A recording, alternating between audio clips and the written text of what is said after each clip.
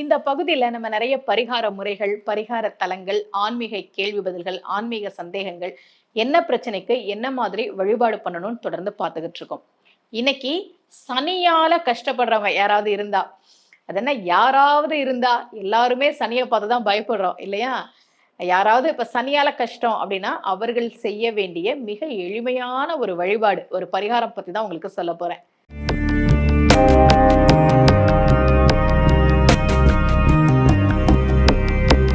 ரகசிய உண்மைகள் சேனலை பார்த்து கொண்டிருக்கும் உங்கள் அனைவருக்கும் சுமதி ஸ்ரீயின் அன்பு வணக்கம்.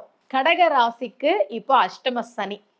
கடகராசிக்காரர்கள் யாராவது இந்த நிகழ்ச்சியை பார்த்துட்டு இருந்தீங்கன்னா எப்படி இருக்கு வாழ்க்கை அப்படின்றத சொல்லுங்க.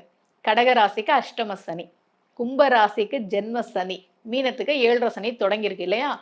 இது போக யாருக்காவது சனி தசை நடக்கலாம், சனி புத்தி நடக்கலாம், சனி அவயோகியா இருந்து தசை நடத்தலாம். இந்த மாதிரி விஷயங்கள் இருக்கு. பொதுவாகவே சனி பகவான் அப்படின்னா, சனி பகவானா நம்மள ரொம்ப கஷ்டப்படுத்துவார் அப்படிதான் நம்ம நினைக்கிறோம் இல்லையா? அது உண்மையும் கூட. ஏன்னா சனி நீதிமான். நாம அவர்கிட்ட இருந்து தப்பிக்கவே முடியாது. ஏன் சனி பெயர்ச்சிக்கு எல்லாரும் கோவிலுக்கு போறாங்க?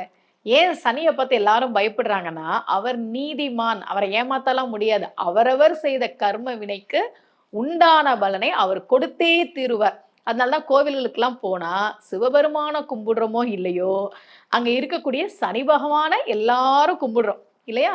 இப்படி யாருக்காவது சனியால தொல்லை இருந்ததுன்னா, முக்கியமா இந்த கடகராசி கும்பராசி நேயர்கள் கூட நான் சொல்ல போற இந்த வழிபாட்டை நீங்க பண்ணுங்க. யாருக்காவது சனியால கஷ்டம், இப்ப 7ல சனி இருந்ததுன்னா திருமணத்தை அது தாமதப்படுத்தும் இல்லையா? 7ஆம் இடத்தை சனி பார்த்தால் கூட. இப்ப 5ல சனி இருக்கு. இந்த மாதிரி ஜாதகத்துல எங்க சனி இருக்கு, எந்தெந்த இடங்களை பாக்குது அப்படின்றதையும் நீங்க எடுத்து பாருங்க உங்க ஜாதகத்தை. ஒருவேளை யாருக்காவது சனியால கஷ்டம் அப்படின்னா, அவர்கள் செய்ய வேண்டிய ரொம்ப எளிமையான ஒரு வழிபாடு, லலிதா திருசதியில வரக்கூடிய ஒரு நாமத்தை சொல்லி அம்பாளை வழிபாடு செய்வது. ஏற்கனவே லலிதா திருசதி பத்தி நான் உங்களுக்கு சொல்லியிருக்கேன். ஹயக்ரீவர் அகத்தியருக்கு உபதேசம் பண்ணது லலிதா திருசதி. 3னா 3, சதம்னா 100, 3 × 100 300. அம்பிகையினுடைய 300 நாமங்கள் கொண்டதுதான் லலிதா திருசதி. இந்த லலிதா திருசதியில வரக்கூடிய ஒரு நாமம் ஓம் கலி தோஷ ஹராயை நமக. கலி அப்படின்னா கலிகாலத்துல நாம அனுபவிக்கக்கூடிய கர்ம வினைகள், கலிகாலத்துல இருக்கக்கூடிய கஷ்டங்கள் அப்படின்னு நம்ம எடுத்துக்கலாம். கலிபுருஷன் அப்படின்னா சனி பகவான்.